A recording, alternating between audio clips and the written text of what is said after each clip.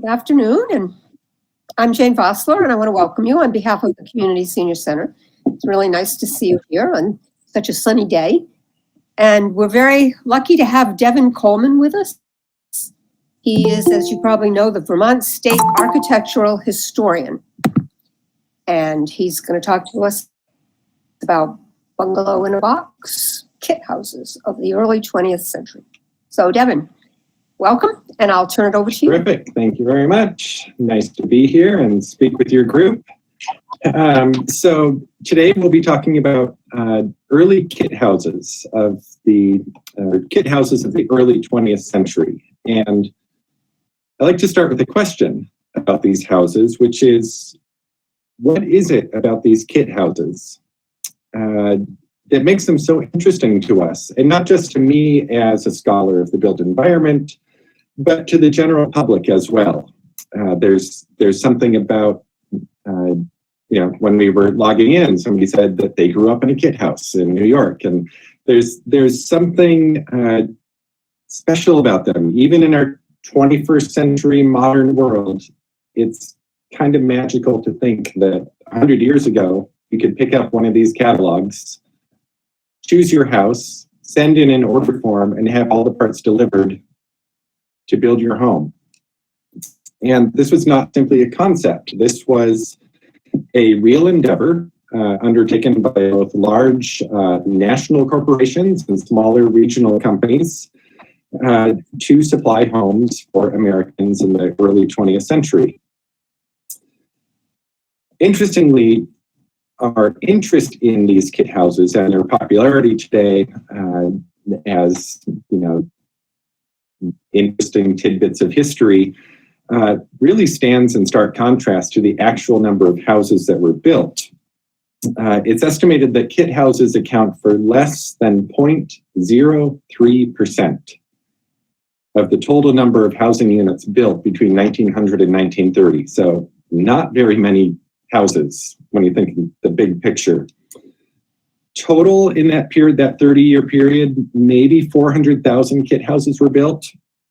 And the most well-known producer of these buildings, Sears and Roebuck, only produced an estimated 75,000 kits. So even though these houses were really a tiny fraction of the amount of housing built nationwide, they still capture our attention today. And I'm looking forward to sharing their history with you.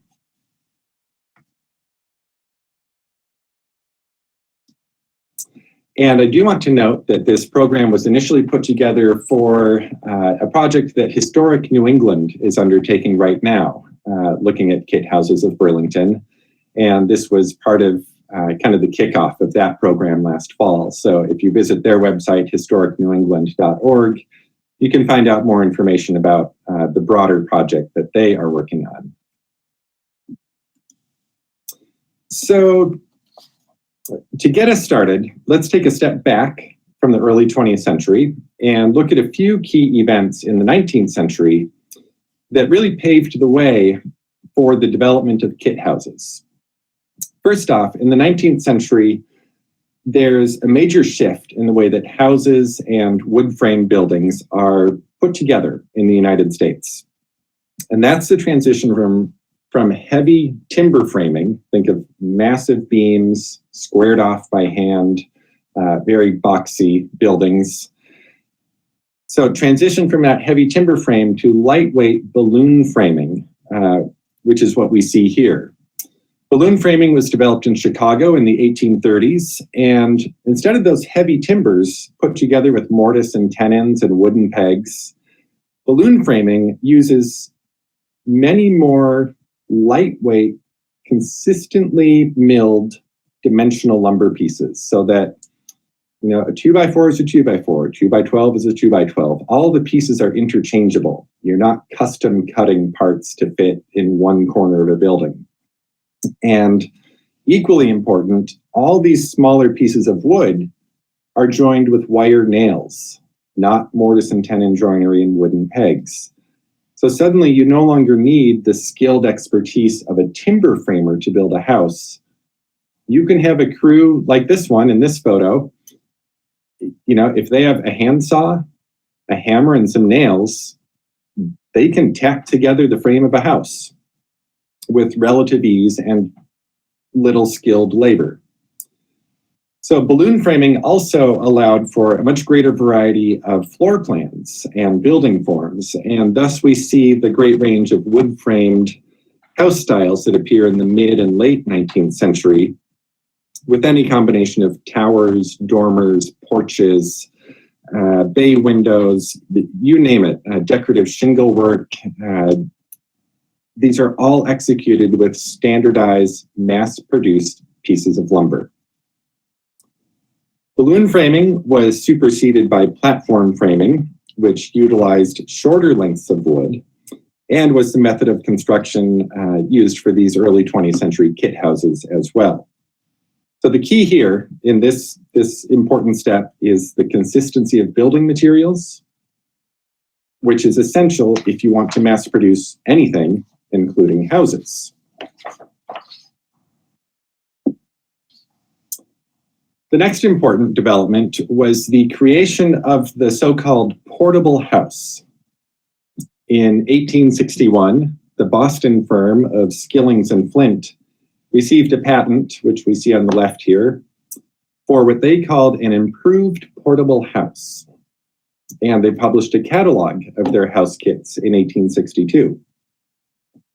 Now, Skillings and Flint was based in Boston, but they were actually a subsidiary of Lawrence Barnes and Company, which was a major lumber company based in Burlington. Now, at this time, amazingly, Burlington was the third largest lumber port in the nation, behind Chicago and Albany. So you can see that in the historic photo on the right. This is the Burlington waterfront in the mid-19th century. And all those piles that you see between the railroad lines, those are stacks of lumber. It was a massive industry. Burlington having a good port on Lake Champlain. They had access up to Canada and down the lake and through the Champlain canals to the New York region. So Burlington was really the lumber center of New England. And as I mentioned, the railroad lines permitted the transfer of these materials, whether it was raw timber being brought in from Canada on the lake, unloaded in Burlington, where it's milled into dimensional lumber, and then put onto a boxcar on a train and shipped anywhere in the country. An 1862 news article about the Lawrence Barnes operation of creating these portable houses proclaims that, quote, "The newest invention of the Yankee brain is the sectional portable house, furnished neatly packed in boxes. In less time than it takes to tell it, a tree is put into a mill and sliced up into a dwelling house, a church, a barn, a railroad depot, or a military hospital," end quote. So the process was a little more complex than that, but you get the general idea that this was pretty amazing. In addition to producing physical buildings, companies like this, like the Lawrence Barnes Company, they were laying the groundwork, even psychologically, for the general public to embrace the concept that a building and building components could be fabricated in one place, maybe quite far away, shipped to another place for partial assembly, and then shipped again for final erection of a house. This is contrary to the history of construction, where basically, if you wanted to build a house, you found your lot, you got your materials locally, you hired a local builder to cut the wood, to put it together, and that's how it was done. So this is really quite a large shift in the paradigm of the construction industry. Now, moving into the 1890s, we see American cities beginning to change how they grow and develop. We have expanding streetcar networks that open up new areas of land outside of the urban core for development. And these resulting suburban neighborhoods become home to what is known as the practical suburban house. And we see two examples here. And these are houses that are, have modern conveniences, such as indoor plumbing, central heating, electricity, presented in a compact and well-designed package. These are all things that we take for granted today, but we have to remember early 20th century, not every house was built with indoor plumbing or electricity. So again, this was a big shift to suddenly have these smaller, rather modest single-family homes being built with all these modern conveniences. And the examples shown here, a bungalow on the left and a four-square house on the right, were two very popular types of these suburban houses that were being built in the early 20th century.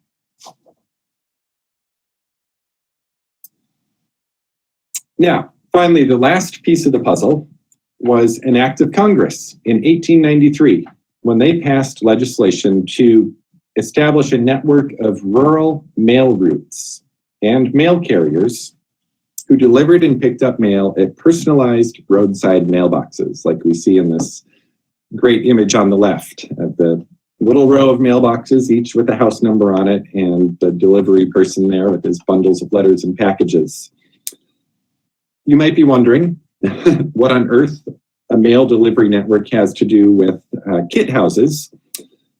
But this network, known as Rural Free Delivery, gave mail order supply companies like Sears and Roebuck the means of delivering catalogs and merchandise directly to the mailboxes of anyone, anywhere in the country. By 1908, it's estimated that fully 1/5 of all houses in the nation received a Sears catalog directly to their door. And there were many others, Montgomery Ward and so on. So the importance of this rural free delivery ushers in the mail order catalog era. And once customers became accustomed to purchasing everything from clothing and medical supplies to lighting fixtures and fireplace mantles from their mail order catalog, it's not that great a leap for those companies to start offering complete kits of parts to build a house. So our topic today is kit houses, and I always like to define what exactly that means because it's interpreted differently. So think of a kit house like a Lego kit. You get a box of individual parts that are all ready molded and shaped, and each have their specific piece in the overall design. And you get an instruction book, an assembly manual, if you will. You put them together and you've got your house. So Legos come in cardboard boxes. Kit houses came in boxcars, like we see on the right. And this is a diagram from Aladdin Homes, one of their catalogs. And you can see where they call out, how everything is packed. You've got your roof rafters, your floor joists, your sheathing, your asphalt roof shingles, window and door frames, garage doors, windows, flashing, nails, paint. Like it was all there in one nice package. So kit houses are not to be confused with panelized houses. And think of a panelized house like a gingerbread house that you might buy around the holidays, where you have these slabs of kind of pre-cut, pre-assembled wall sections that you then stick together with icing and you build your house. But the basic wall construction is already done. And an example of that would be the Hodgson system, which you can see on the right here, where they would, in their factory, put together 12-foot wide wall panel, or 6-foot wide wall panels, 12-foot wide end panels. And you could basically order the configuration of wall panels and roof panels that you wanted. They would put them together in the factory, ship them out to you, and then you'd mail them together on site. And as you can see in this diagram, you could kind of gang up as many as you wanted. And make your house, customized somewhat, but still working within that 6 by 12 foot unit. Nor should kit houses be confused with prefabricated houses. And think of the prefab house like the doll house. You go to the toy store, it's in a box, it's fully assembled, you bring it home, plop it on the floor, and your grandkids start playing with it. It's all set to go. Or like the picture on the right, this great little building just being delivered on the back of a flatbed truck, drop it onto the foundation, you're good to go.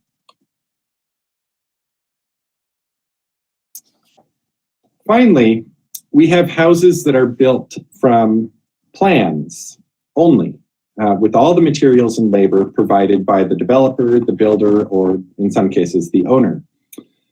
And once the builder had that set of plans, that set of blueprints, they could replicate that house over and over, leading some to mistakenly assume that those are kit houses because they're identical buildings, whereas it was simply the builder using the same set of architectural plans to build the same building. This prairie-style house in Burlington, for example, was built from plans that were published in the National Builder in 1917.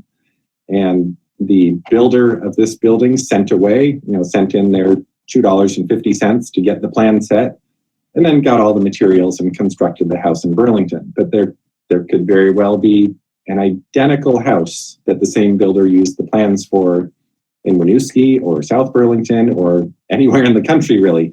But they're not kit houses. They were just built from the same plans. So to summarize, for the purposes of this talk, a kit house refers to buildings that were advertised in and ordered from a catalog, that were manufactured in a central plant, delivered in unassembled pieces to the building site, and then constructed.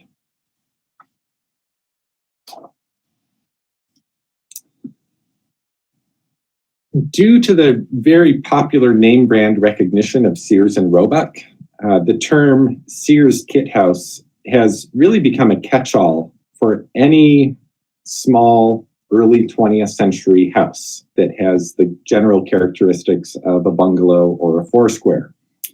However, Sears was one of just several principal national producers of kit houses and countless local regional producers. These companies all came into the field of kit houses in slightly different ways, and there's still debate about who was officially the first. But we do know that Sears and Roebuck and Aladdin Homes both published catalogs featuring house kits in 1908. They were followed in 1909 by Montgomery Ward and also by the Chicago House Wrecking Company, which was later rebranded Harris Brothers. And you can see some definite similarities in their catalog covers here. There's classical ionic columns, motif framing a picture of the house on the Montgomery Ward catalog, and a very classical enframement on the Harris Brothers catalog as well. And this is one thing that if you start looking at these catalogs, you'll have the Sears catalog open to a model of a house and Montgomery Ward, and you look between the two and realize they're basically the exact same house. These companies would steal designs freely from each other and maybe tweak, instead of round columns on the porch, they'd swap them out for square columns and avoid an accusation of copyright infringement. But many times, that's part of what makes it so hard to identify these houses, is that you can find basically the exact same house in 2 or 3 catalogs from different companies. So in 1916, another company, Gordon Bantyne, entered the ready-cut home market.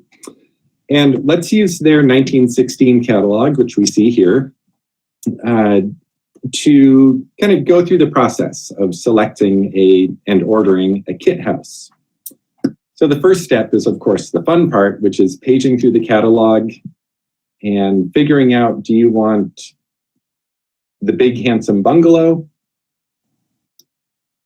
or the practical 4-room cottage at a very modest price. You can see the prices for the kits up in the corners here.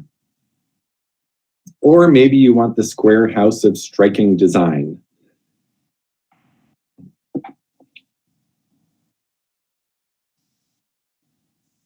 In addition to the house plans and descriptions that are on each page, the catalog would also usually include several pages explaining the process of fabricating the house. In this case, illustrated with a series of photos that show the lumber being cut, milled, and put together, and then loaded into a boxcar. And actually, in this Gordon Van Tine catalog, if we look closely, that picture down in the lower right corner actually shows a Central Vermont Railroad boxcar being loaded with all the parts for a kit house, again, to help kind of educate the consumer who might not be familiar with how this works, to let them know that, hey, everything's done in a factory, in a sawmill, controlled environment, it's put in a boxcar, locked up, transported, and then delivered to you. Maybe this Gordon Van Tine house shown in the catalog is standing somewhere in Vermont today.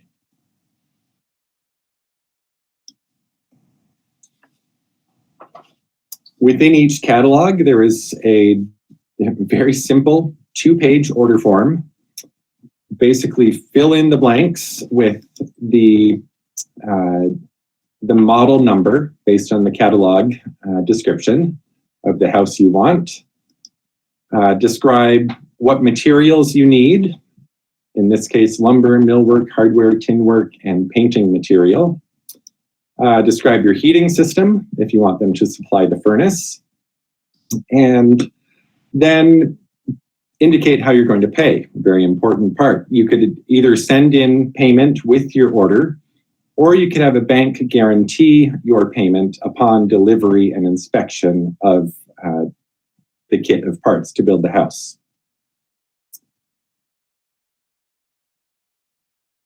On the back page of the order form, specify your paint colors. Here we've got for the body of the house, for the trim, for the porch floors. Indicate the woodwork stain if you wanted stained woodwork on the interior. And that was pretty much it. That's all it took, was that 2-page form to start the process.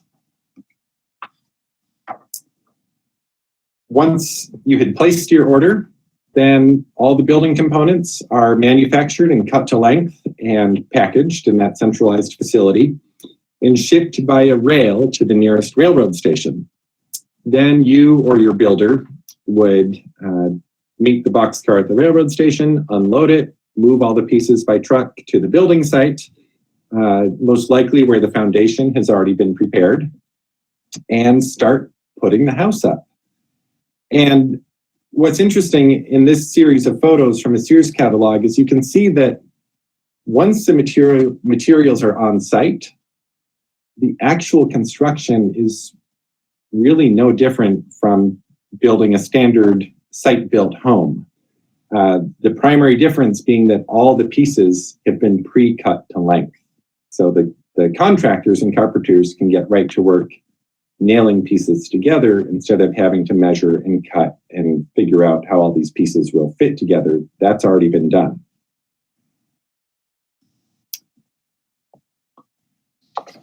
Many of the kit house companies really emphasized how practical and efficient their products were.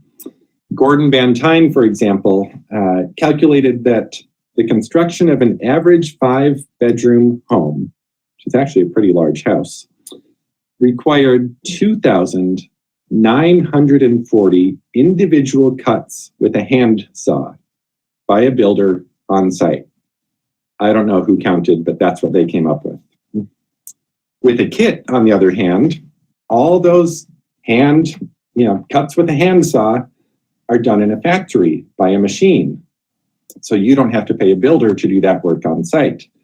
And there's also very little waste on site, as we see in this catalog page comparison of the kit house on the left and the house of standard construction on the right.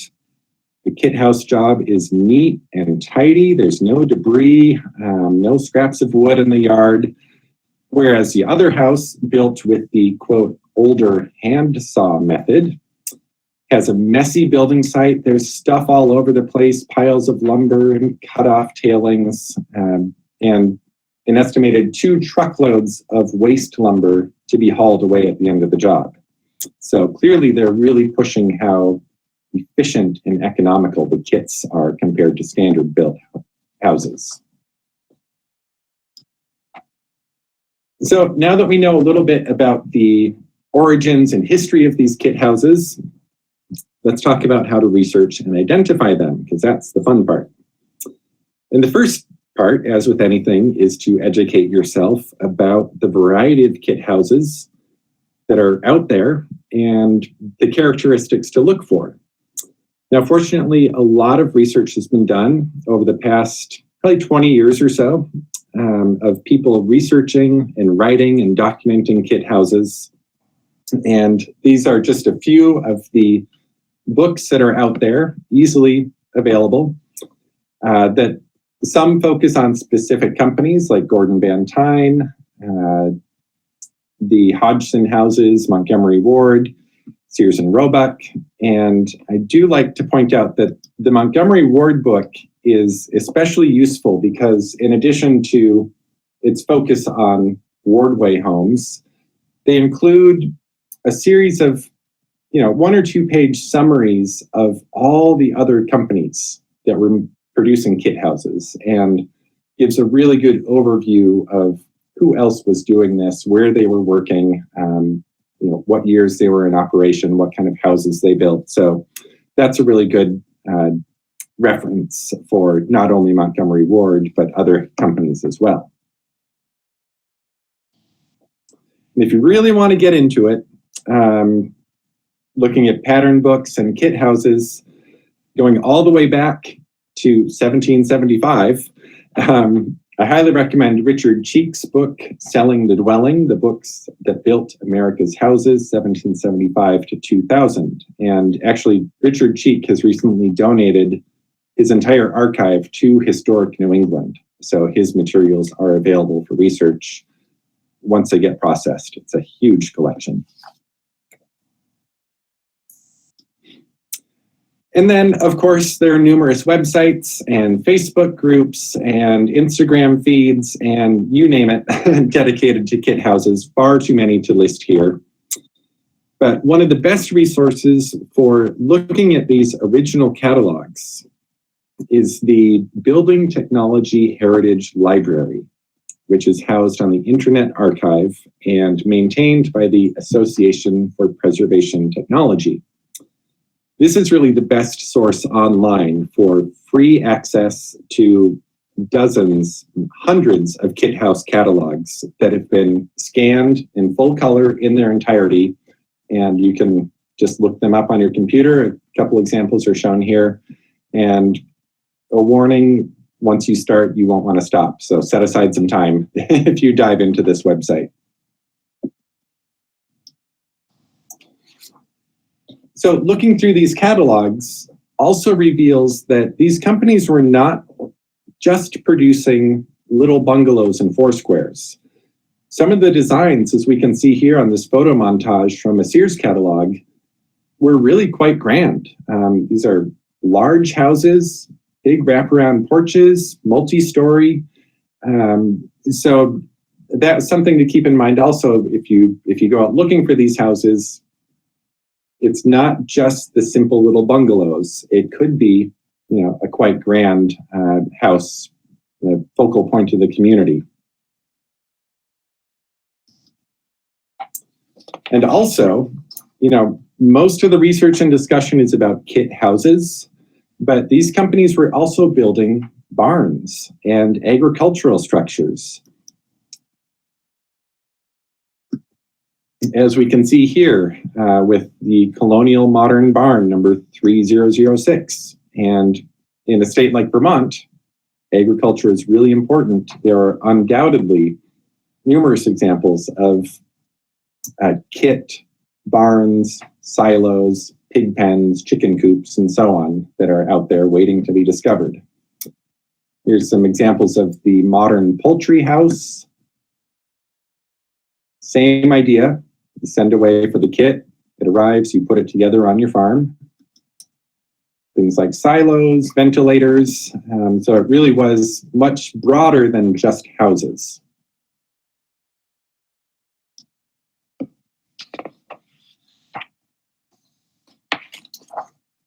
So let's take a look at this Aladdin House catalog, because interestingly, this shows that in addition to houses and agricultural buildings, many of these companies would also sell garages, outbuildings.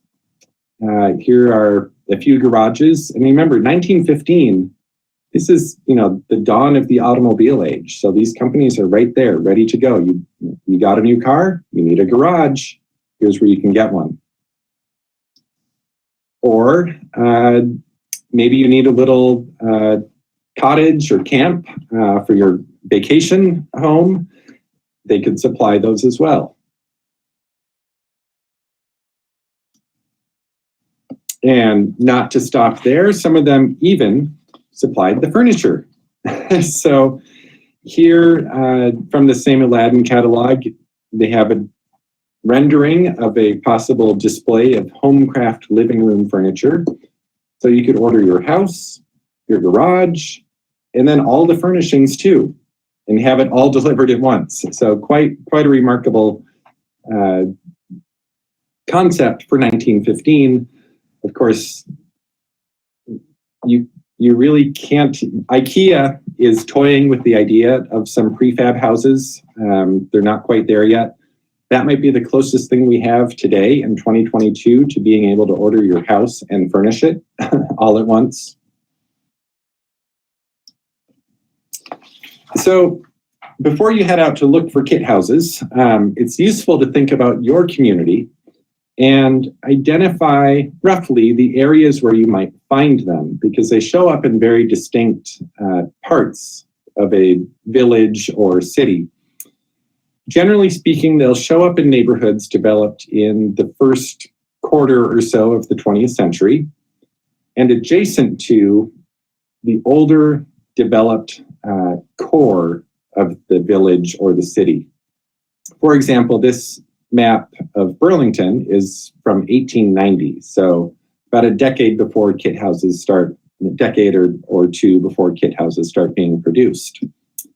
And we can see, here's the primary core developed area of Burlington at this point, with the waterfront on the left, and the zone in between is that waterfront area where the lumber yards were, really an industrial area at that point.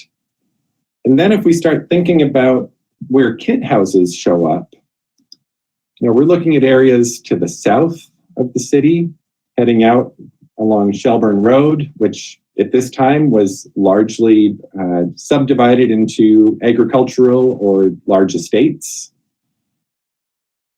Looking in neighborhoods to the east of UVM, which also was largely farmland at that time. And then also to the north, up along North Avenue, which was largely undeveloped as well. And so these are the zones where, if you think about it, I mentioned these suburban developments where it's easy for the city to extend a streetcar line out into these adjacent undeveloped areas, lay out a street grid, and then people start building houses. And what did they build? Houses like this. This is the modern practical home. Fairly simple, story and a half, 2 stories, generally single family, but some duplexes. Minimal architectural details. These are not high style Victorian houses or fancy French Second Empire, but also there is care given to the exterior design and the interior with nice woodwork and things like brackets on the eaves, very often different types of siding with a wood clapboard on the first story and maybe a wood shingle in the upper story to give a little differentiation of wall surfaces. And then things like quite often a steeply pitched central gable, identifying the doorway, or one of these asymmetrical gables that kind of sweeps down all the way almost to the ground. So very picturesque. These are very cute houses, there for lack of a better word, and they're quality houses. There's nothing. I think today people hear Sears or Montgomery Ward and associate it with, discount goods. But at this time in the United States, Sears was the Amazon of commercial goods. I mean, they were top of the line, quality products, and these buildings were built with excellent materials, solidly built. These are in no way to be thought of as like lesser construction or cheaper construction. They're really good houses, and that's evidenced by the fact that so many remain standing today.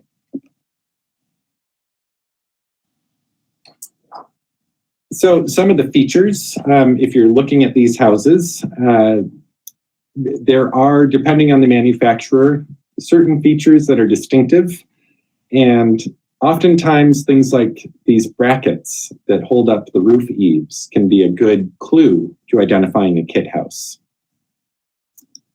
And the Sears houses often featured what's known as a 5-piece eave bracket. And we can see with a horizontal piece, a vertical piece, a diagonal, and a second diagonal, and then a smaller one connecting the middle of the triangle to create a little truss there. So those 5 pieces on the eave bracket are usually a really good indication that it's a Sears house. Likewise, the Aladdin Pomona model house has these very distinctive rectangular eave brackets, and these show up on some other Aladdin models as well. So that can be a good way to at least pinpoint potential candidates for being a kit house, remembering that it is very easy for any contractor to put together 5 pieces of wood and make a 5-piece eave bracket, or make a rectangular eave like the Aladdin. So not a guarantee, but a good clue. Another common feature of kit houses is the grouping of porch or entryway columns in sets of 2 or 3. The house on the left could be a Sears crescent model, and you see that on each side of the doorway, these clusters of 3 columns supporting that projecting entry portico. In other cases, the columns might be somewhat oversized and heavily shaped, like the ones here on this cottage that I think is a Montgomery Ward kit house. But these kind of squat, bulbous, square columns are kind of unusual, not necessarily what a local builder would put together, the way they taper dramatically inward. So that can be a clue also that this might be a kit house. You can also look for things like little bump outs on the side of a house, which were often included as an economical means of increasing the square footage of the interior without having to build a larger foundation. And you can see that here on the left. This little bump out with 2 windows in it is actually cantilevered out beyond that concrete block foundation, which saves money on your foundation construction, but gives you a little more square footage. And to show how important that square footage can be, if we look on the right, this Gordon Van Tyne house has a bump out on the side wall. And without this feature, the dining room would measure 138 square feet. And here's the dining room.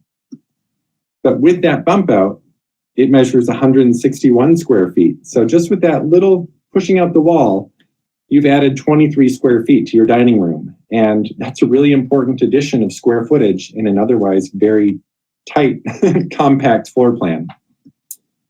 So all of these features, the eave brackets, the columns, the bump outs, and others, are clues to identifying a kit house.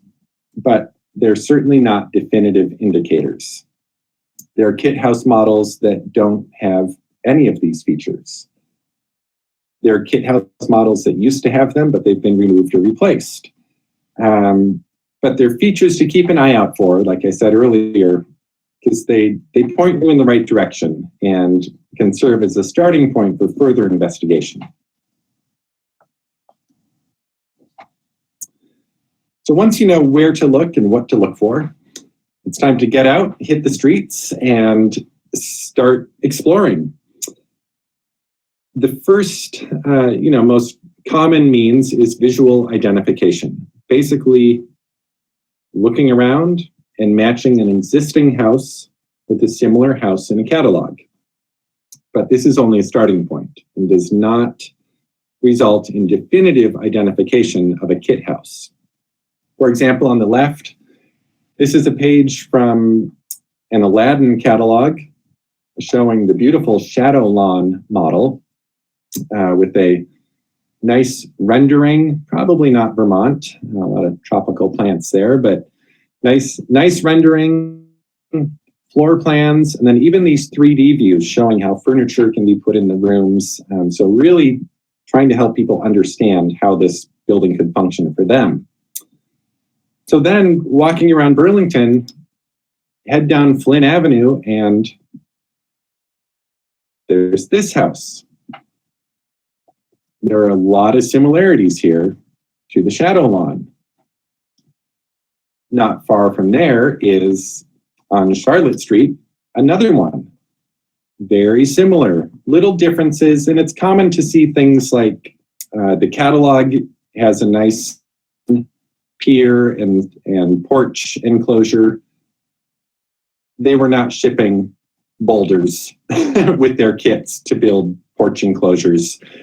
So it's much more likely to find something like a shingled half wall on the porches and so on. But those are little differences that are expected. But so here we have two standing buildings in Burlington that look pretty close to the shadow lawn model. So does that mean that we have two shadow lawn examples in Burlington? The answer is a definitive maybe, because we don't really know just based on a catalog picture and the exterior of two buildings. Maybe one of these was built from a kit. Maybe Charlotte Street was built from a kit, and then that builder took that set of plans and ordered all of his own materials and built the one on Flynn Avenue. Maybe they're both kit houses. Maybe neither one is a kit house, and it was a plan set they ordered from a mail order company. So the only way to know for sure is to do a physical inspection of the building itself.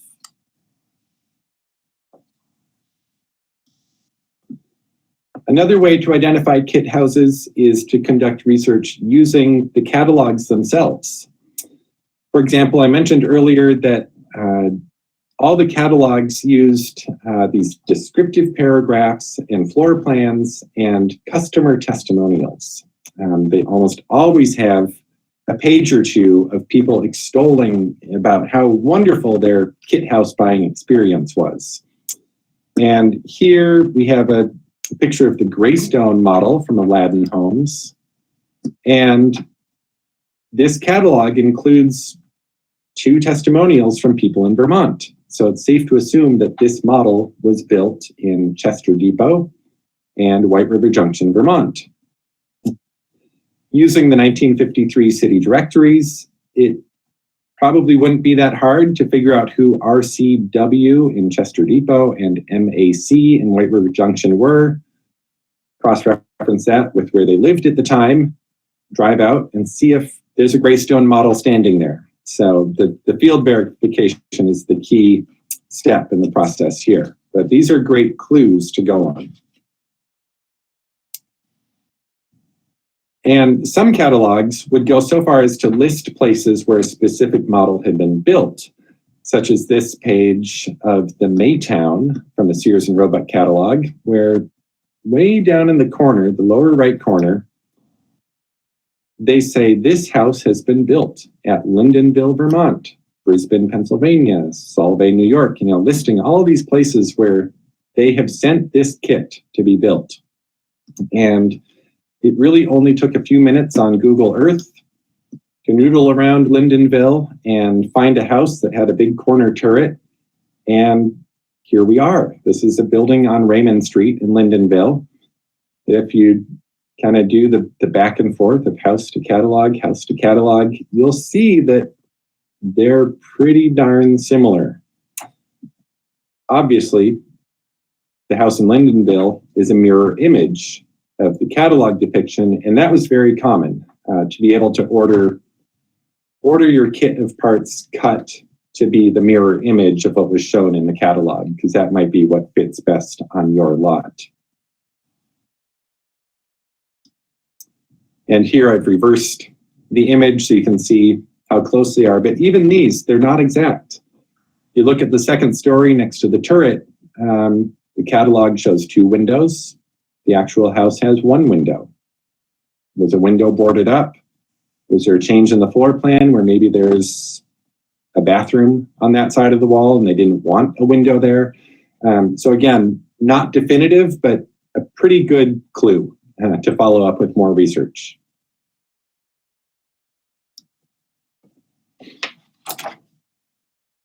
Another way to kind of tease out where these houses exist is to search old newspapers.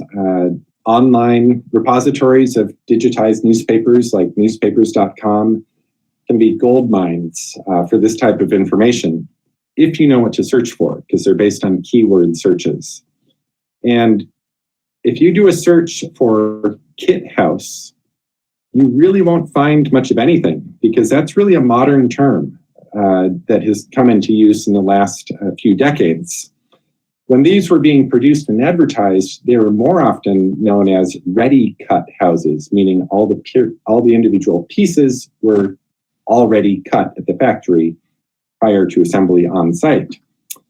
So using that ready cut as your search term, I pulled up this little tidbit from the Vermont Journal, 1916, saying that the Syvid Construction Company has received a ready-cut house to be erected on Hall's Terrace, every piece of which, excepting the clapboards, is cut to fit. This house will be the first of its kind to be erected in Windsor. So it was kind of a big deal. Now, fortunately for my research, Hall's Terrace only has 4 houses on it. If this was a street with 4 dozen homes, we could never pick it out, but there's only 4, and this is the only one that really fits the kit house parameters. Simple 2-story form, clapboard on the first story, wood shingle on the second story, nice large front porch, little decorative detail on the eave trim. But again, it's not definitive. This is a pretty strong candidate to be a kit house. Sometimes you get really lucky and you find an article like this one from the Bethel Courier in 1930 that talks about 2 kit houses and lists who built them and the company that manufactured them. So we've got Joseph Durkee building on the Jerd edition. So that's a geographic place in Bethel that would be easy to find. A Montgomery Ward kit house. And then Leland Wood is putting up a Sterling ready cut house on Roll edition. And Sterling Homes, the catalog shown here on the right, was yet another one of these companies that was mass producing these kit houses. A directory search for the 1930 city directory would easily show where Joseph Durkee and Leland Wood were living. Drive out to those spots, see what's there, compare it to the known catalog entries for these companies, and maybe you find a kit house. So I've said many times now that really the only way to get definitive proof of a kit house is physical investigation and inspection. And there are several things to look for. The first being markings on the lumber. Because if you think about it, these are all these pieces, your floor joists, your roof rafters, your wall studs are being cut in the factory. They have to keep track of everything in the factory and make sure the right pieces get loaded into the right boxcar. And then these numbers also serve as the corresponding, the key to the set of plans that the builder would get with the kit. And those plans would show that, all right, the board that's stamped V29T, that is floor joist number 7 on the second story. So the builder knows exactly where to put that piece of lumber. Sometimes these are stamped on the sides of the boards, and other times they're stamped onto the end of the boards, as we see on the right, which means, unfortunately, once that board is put into place and butted up against another board, that stamp is completely hidden from view. So it's often not until remodeling or you're tearing out a wall or something and you look at the end of your 2x4 and realize, oh, there's a code here. So that's always something to look for, is stamped numbers on boards. And sometimes they'd go so far, as we see in the Gordon Van Tine catalog, beyond the typical alphanumeric code to actually labeling the pieces porch, step, stringer. No question, that's what that piece was for. And if you see that type of labeling on your lumber, pretty good clue that it's a kit house. And then on the right is a diagram showing how not only were all the pieces cut to length in the factory, they were then bundled together according to where they went in the building. So this diagram shows, for example, that if you're at the point of needing to build this dormer up here on the roof, you're going to need bundle number 6 for the siding, bundle number 7 for the framing of the front, and looks like bundle number 1 for the framing of the roof. These are your rafters. So again, they tried to make it as simple and clear as possible. You didn't just get a big boxcar full of randomly thrown together pieces of wood that you had to sort out. They were very carefully organized and bundled according to where they fit in the overall scheme. Another way that building lumber pieces could be labeled is with a grease pencil, like we see here. Sometimes there's no marked lumber, and sometimes the lumber is marked, but it's not a kit house mark. It's just the mark from the lumber mill that produced it, saying what grade, grade 2 pine, just identifying the piece. So if you can find stamped or marked lumber and correlate those stamps or marks with a known kit house manufacturer, then that's pretty solid. But the lack of a stamp or mark doesn't necessarily mean it's not still a kit house, because the marks could be hidden on the ends of the boards. Another clue to look for is paper labels that are often attached to the backside of pieces of trim, like baseboard trim. And before you start tearing apart your house, tearing off the trim, usually these things are only found during remodeling, where someone pulls off the trim, happens to turn it over, and notices a label. But even these labels, they don't say anywhere what the manufacturer was. But if you notice this address, 925 Holman Avenue, Chicago, on both labels, that happens to be the address of Sears and Roebuck headquarters in Chicago. So these are Sears products, but they're not, they simply show that these pieces of trim came from Sears, not necessarily the whole house. It could have been a standard built house and the builder simply ordered the baseboards from Sears. But again, it's a clue. And there are things like hardware, physical components of the house, such as plumbing fixtures, hinges. Here we can see that the hinge on this bookcase in a Sears house matches one from the Sears catalog. However, there are a lot of howevers in this presentation. This again isn't definitive proof because Sears also sold these hinges on their own. You could walk into your Sears store and just buy a package of hinges. Now, if you have an Aladdin house with one of these great doorknobs that actually says Aladdin Houses, cast into the doorknob, that is definitive, because Aladdin did not sell individual building parts separate from their kits. They were not a massive mail order company like Sears or Montgomery Ward. They only sold houses, and they didn't sell their doorknobs and hardware separately. So that's pretty important if you find that. If you're really lucky, the owner of the house might still have some documents from when it was built. If somebody squirreled away so we see on the left, this is the assembly manual, how to erect your Wardway ready cut home. If that's in the house and the house matches a Wardway catalog, that's pretty clear that it's a kit house. And one of my favorites is, which I've never personally seen, but this is the Certificate of Deposit of Building Material order by Henry K. Moore in Sydney, Illinois, from Sears and Roebuck, clearly saying that it's for a specific, this is for the Osborne model house, and how much he paid for it, what the order number is. So this is as close as you can get to definitive proof that it's a kit house.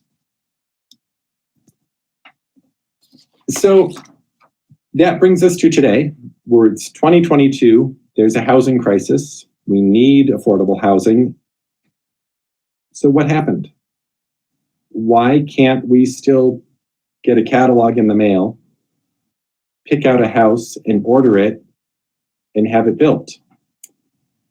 Well, most of the major companies that we see here, they fell on hard times during the Great Depression. These programs really took off 1910, 1920, 1930. Nobody had money to order a kit house. That was followed by the building moratorium of World War II. So from 1941 to 45, nobody's building houses. And then after World War II, the process of home building had really changed from individual homeowners building a house to massive developments. Think of Levittown, developers buying attractive land, laying out the streets, and putting up 300 houses all at once. Those were not individual orders from Sears and Roebuck. They were all built using economies of scale on site. So another thing that happened, especially to Sears and Roebuck, was that they ran into financing problems where they were very lenient in the mortgages. They would actually mortgage these homes and didn't require a lot of down payment or proof of income. This might sound familiar. And so they sold these homes to their customers. Customers built it, moved in, and then the Great Depression hits and they can no longer pay the mortgage. And Sears and Roebuck was then faced with having to foreclose on their own customers. Not good for business. There are still today people who remember that Sears and Roebuck foreclosed on their grandparents in 1932. They've never forgiven them. So there are a lot of factors that unfortunately were kind of the nails in the coffin for the kit house industry.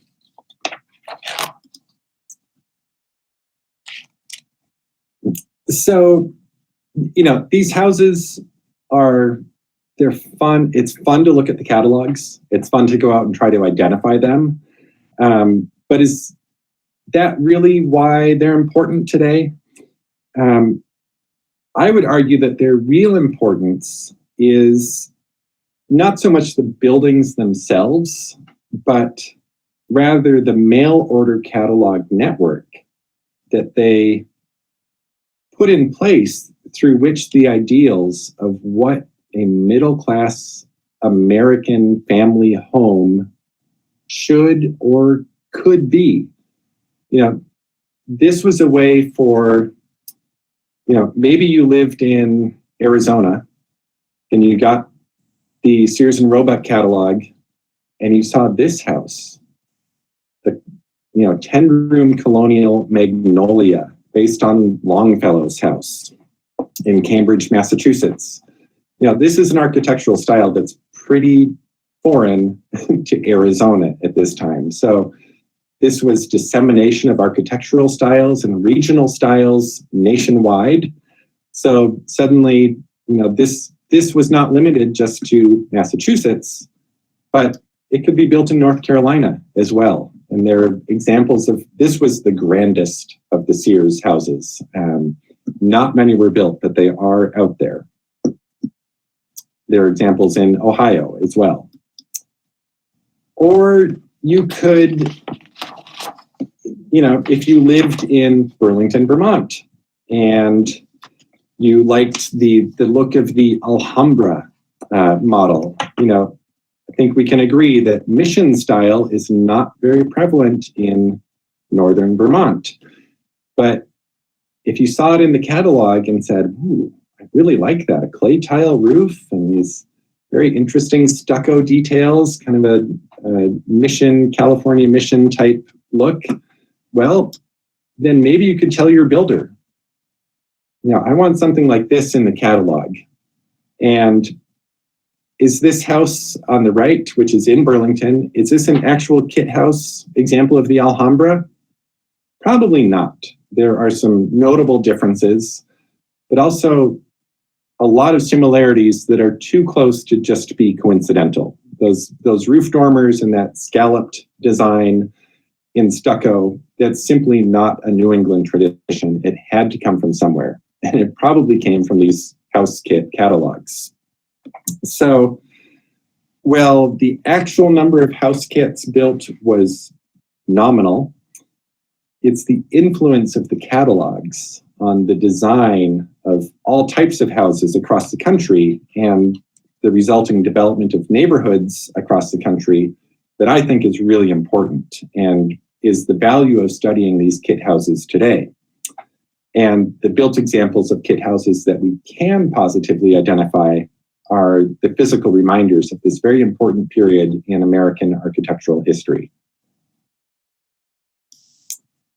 So thank you very much. This is, here's my contact information. And when I give these talks, I always hope and pray that somebody will be able to say that they grew up in a documented kit house in South Burlington or Richmond, Vermont, or somewhere, because they're really hard to find. There are a lot of potential candidates, but finding a documented one, definitive proof, is really tricky. So if anyone out there knows of one, definitely let me know, and happy house hunting. Thank you, Devin. That was really interesting.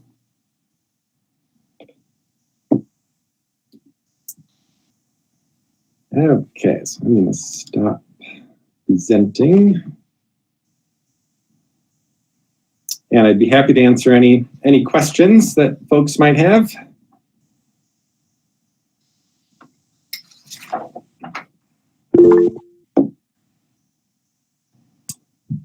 Looks like, Roy, do you have a question? You're muted, Ingrid. Okay.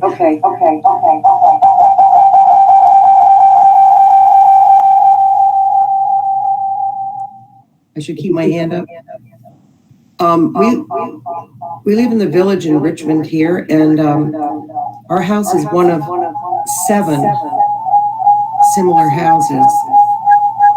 And how can we, do we need to find a catalog? Yeah, what street do you live on?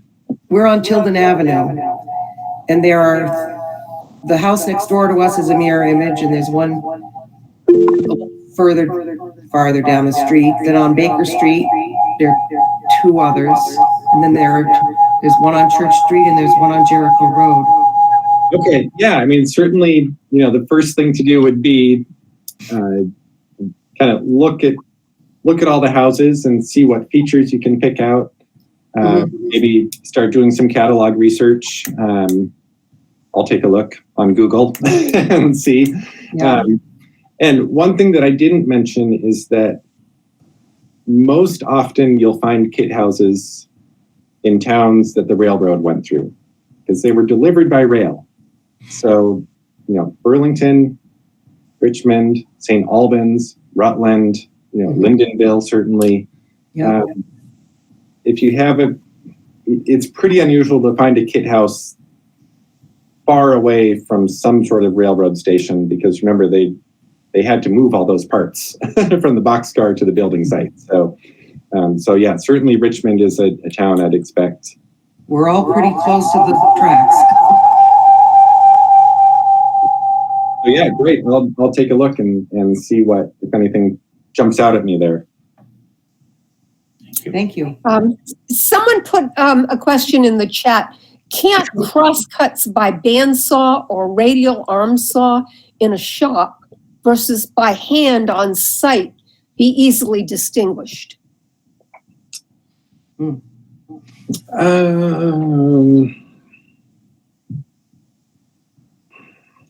on how good the person with the handsaw was. A skilled carpenter with a handsaw can zip through a piece of wood cleaner than a bandsaw. That would be pretty tough to differentiate, I think. You'd have to have a lot of examples to compare and contrast. Okay. Any other questions?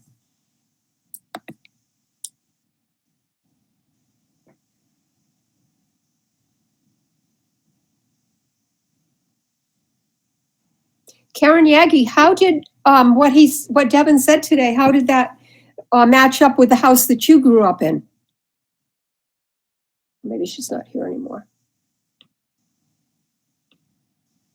Was Karen the one who said she grew up in one in New York? Yeah. Okay. She might have left. Yeah. Let's see. Yeah, and it's really interesting how often I hear that somebody say, "Oh, we grew up in a kit house," and then you start digging, and it turns out it wasn't. It was just a builder, using a set of plans because they're so similar to each other. It's unless you can really find that definitive stamped lumber or documentation. Unfortunately, the entire archive of the Sears Roebuck kit house program was thrown away. They were producing houses up through, I think, the early 60s, and then they shut down the whole thing and figured, who cares about these records? And they're gone. Aladdin Homes is really the only manufacturer that has their archive. So that makes it even harder because if we had all of their shipping manifests of, we sent the Wardway Model 12 to Richmond, Vermont in 1914, that's like gold, but that information just isn't there. Wow.